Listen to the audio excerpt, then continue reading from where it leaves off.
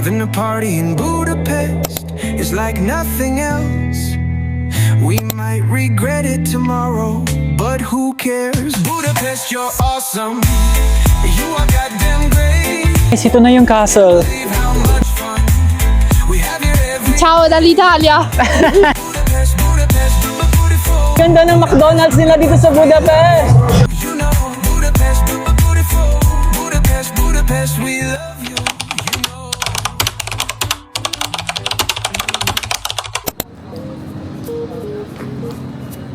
Guys, nandito na tayo sa Budapest. Bibili na lang ako ng ticket. Kukunin ko yung 72-hour na ticket, unlimited transportation. Finally, after traveling for 7 hours. Guys, papunta na tayo sa accommodation natin. Ano lang siya, 15-minute walk lang siya from the train station. Hindi siya ganun kalayo. Grabe, ang busy nung train kanina. Ang daming nakatayo at nakaupo na sa aisle. Tapos, 2 hours yun sila naghintay hanggang sa makaupo sila. Grabe. Ako naman, natulog talaga ako kasi antok na antok ako kasi ang aga ng day natin nag-start, di ba? Papunta na tayo sa room natin. Naka-check-in na tayo. Dito tayo sa Joe and Joe Hostel. Yes, nandito na tayo. And then, 4 kami sa isang room. Nakapag-hostel na ako dati. And maganda yung reviews nito online, kaya ito yung pinili ko kasi malapit lang din sa train station, 15 minutes away. Ito agad yung room ko, 505.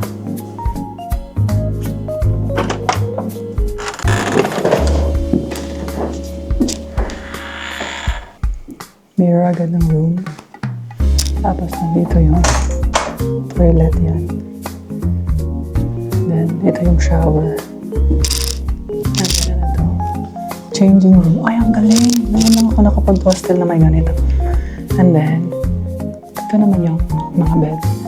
Bed number 3, number 4, number 1. Tapos yun ako, dun ako sa taas. Number 2, top side.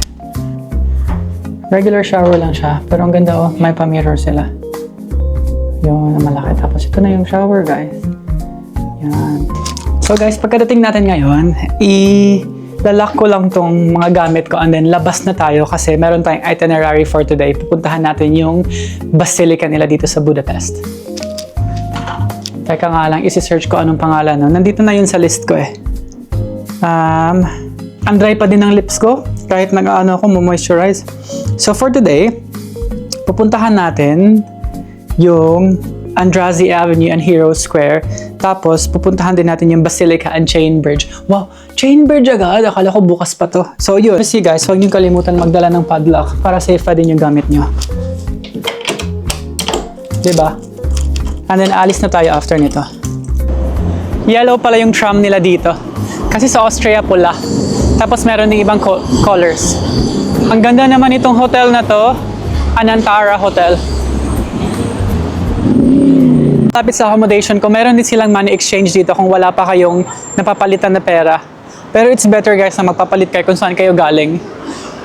Para dire-diretso na yung lakad nyo dito. Guys, nagwa-wonder ako na bakit ang haba ng pila. Tapos nakita ko yung pangalan, ito pala yung New York Cafe, yung famous na cafe dito. Tapos pupuntahan ko to, I think not bukas but the 21st. Tingnan nyo. Ang haba ng pila. Ang ganda kasi ng cafe na yan, pero mahal. Yun, yung interior maganda. Oh. Most beautiful cafe in the world daw to eh. Magbabas na tayo guys, naghihintay na lang ako. Yung kukunin natin is yung 20E or yung 230 na delayed.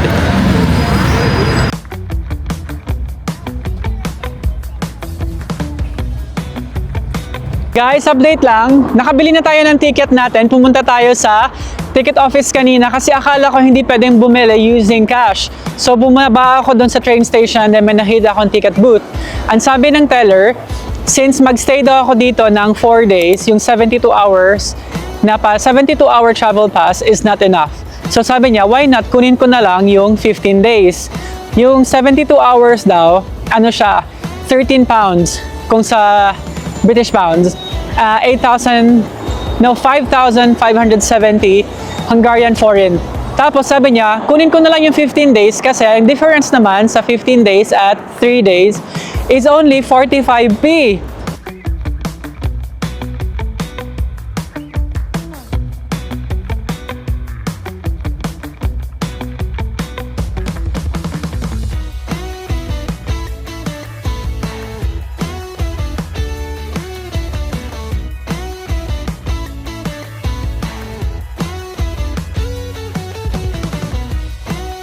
Tapos ito yung nasa harap natin. Yun. Tara, tawid tayo. Tawid na lang ako kasi nag-stop man sila.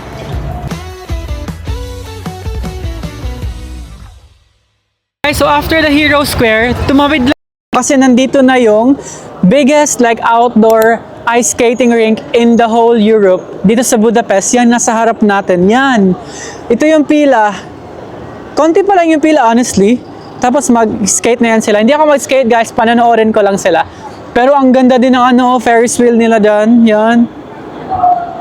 Galing. Pupunta muna tayo dun sa castle sa likod. Iikutin muna natin. Tara. Gutom na ako. Kasi hindi pa ako kumakain. Yung last kain ko is dun pa sa Salzburg. Dun pa tayo kumain kaninang breakfast. Breakfast pa yun. And that was 8 a.m. Ngayon, 4:30. So, gutom na talaga tayo. Guys, ang ganda. Nandito na tayo sa market. Tapos yung Ferris wheel nasa harap lang natin.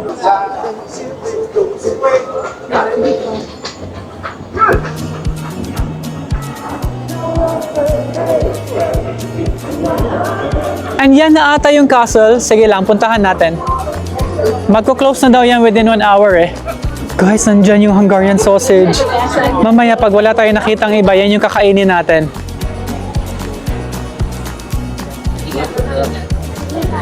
Ang cute, may mga nakasanta hat. Ay, ang daming desserts.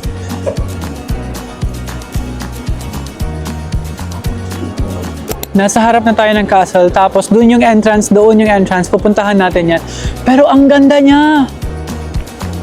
Ang ganda. Siguro mas maganda to pag sa umaga. Babalik tayo dito bukas. Kala ko mas maganda na doon sa labas, pero pagpasok niyo, mas maganda pala dito. Tingnan niyo.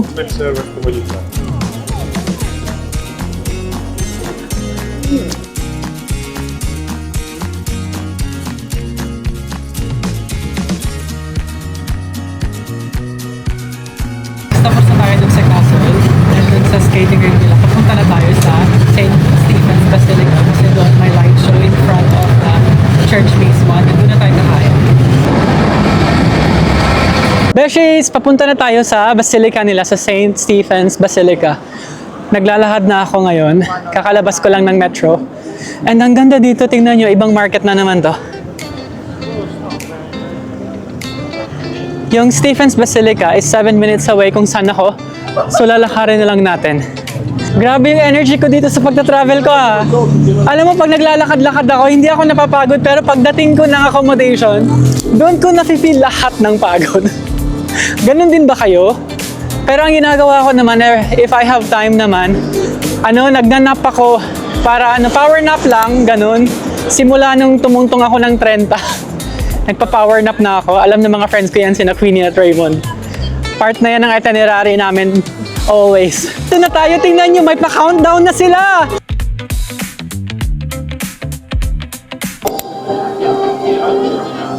Di ba ang ganda? Tapos si Jesus Christ nasa pinakagitna doon. Order ko, half ng beef stew, half ng chicken, tapos nag-rice ako. I'm so hungry na kasi yun na yung in-order ko. Parang gusto kong mag-milk tea, pero hindi ko alam kung ano yung bibilhin ko. Ay, may taro sila, taro cocoa, taro milk. May matcha din, may mango dream. Ito na lang yung dessert natin. Hi, good evening. Can I have the mango milk tea, please? Guys, so ito na yung milk tea natin. Yung kinuha natin is yung mango milk tea. Plano ko sana na doon inumin sa chain bridge nila. Kaso dito na lang. Dito ko na inumin. Upo na lang muna ako. Yung lips ko nagda-dry na naman. Ano ba yan? Oops. Kayo mauna oh. Yo. Sarap ba?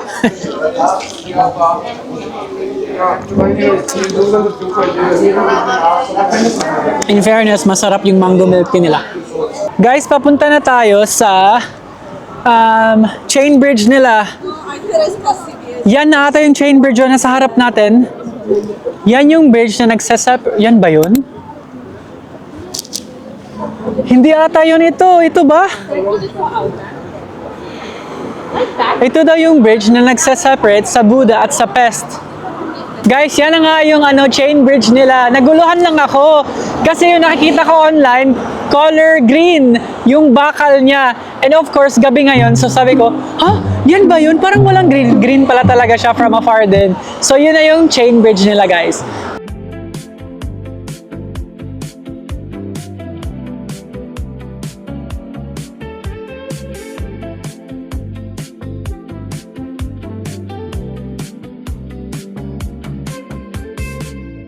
Yan daw yung Buddha Castle. Buddha Castle, tapos gilid ng Buddha Castle, ito yung chain bridge na nagda-divide sa Buddha at sa Pest. And then nandun yung Fisherman's Bastion. And then yung Parliament daw, doon daw yung Parliament. Yung umiilaw yung buong building. Pero bukas pa talaga yun. Bukas pa tayo pupunta doon. Pero pupuntahan ko na ngayon. Diba? Hindi na pinalo yung itinerary ko.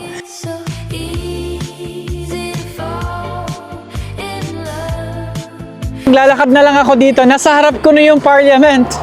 Nasa likod ko naman yung chain bridge nila. Actually, in one day pala, pwede mong libutin itong 4 actually, kasi nandyan yung Parliament, chain bridge, Budapest Castle, tapos Fish Bastion. Bastion's Fish? Fisherman's Bastion.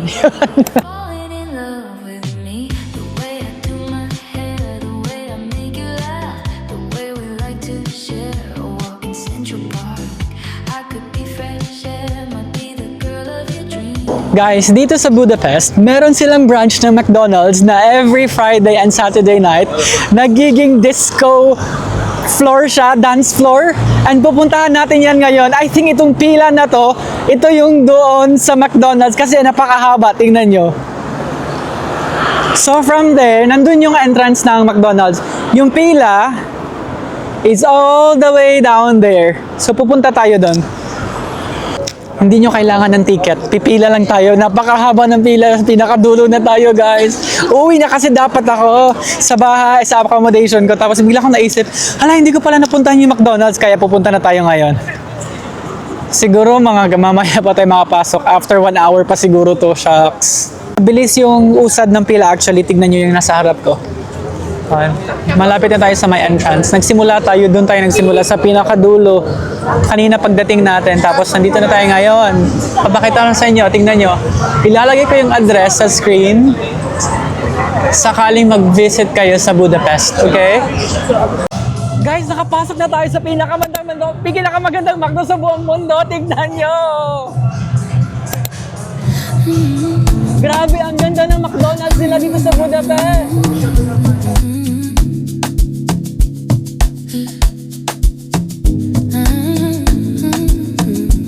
Tapos, may pa-DJ sila. Si Kuya. Yo! Do you recall late summer nights? We were moving through the city under broken lights. No plans ahead. Same lang to na McDo ha. Maganda lang yung lugar nila. Pero mainit yung nabigay sa akin na price niya kasi feeling ko bagong luto pa to. No difference at all. Yung place lang super ganda. I-try nyo pagpunta kayo dito sa Budapest, okay? Guys, thank you so much for coming with me sa first day natin dito sa Budapest. Nakaikot na tayo actually. Tomorrow, ibang itinerary naman yung pupuntahan natin. Thank you so much for coming with me and stay tuned for the next vlog. Thank you! Bye-bye!